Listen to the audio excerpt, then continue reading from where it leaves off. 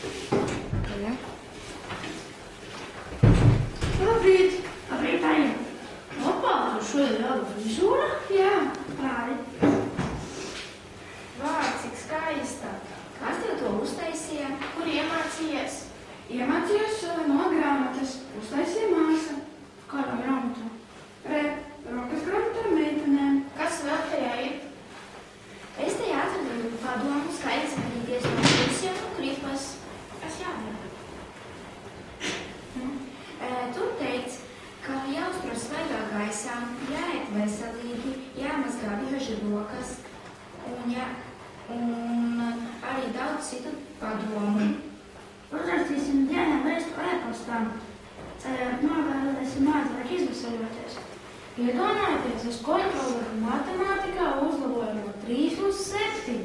Nevar būt! Kā tev tas izdevās? Māsa viņam rokas grāmatā meitenēm iedeva izlasīt rakstu, kā uzlabot saknes. Atnāc īziņa no Dianas. Rītiņai jau būs skolā. Ko šī grāmata vēl stāsta? Bet jums ir sava. Rokas grāmata zēniem. Izlasiet, būs interesanti. Laba grāmata. Ieteiktu arī citiem. Mēs Peleču pamatskolas 7. klase Iesakām citiem. rokas grāmatu meitenēm. Un zēniem.